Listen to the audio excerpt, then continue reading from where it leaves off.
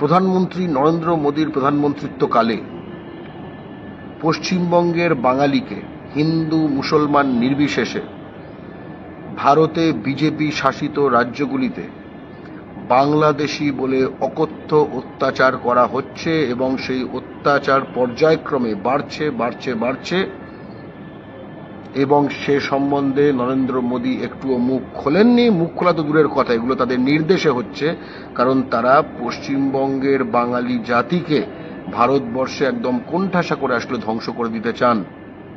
তাই go back Modi.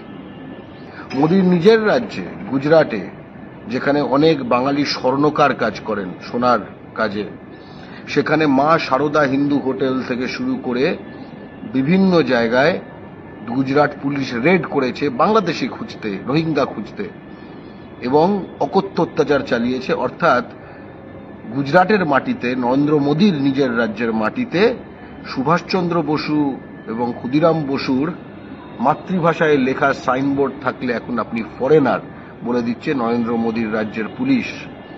তাই জন্য গো ব্যাক মোদী।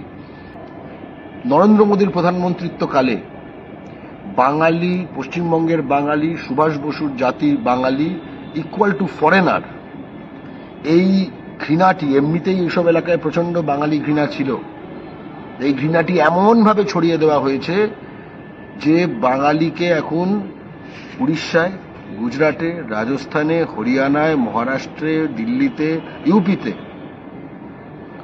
ওখানে বিজেপির নিয়ন্ত্রণাধীন পুলিশ এবং ওখানকার বজরং দল ইত্যাদি ভিএইচপি এইসব গ্রুপ ধরছে, মারছে, পিটছে, লুট করছে।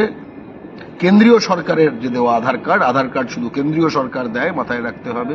কেন্দ্রীয় সরকারের দেওয়া প্যান কার্ড শুধু কেন্দ্রীয় সরকার দেয়, মানতে হবে। কেন্দ্রীয় সরকারের ইলেকশন কমিশনের দেওয়া ভোটার কার্ড, বুঝতে হবে যেটা শুধু ইলেকশন কমিশন দেয়, সেগুলোকে বলছে এগুলোর কোনো ভ্যালু নেই।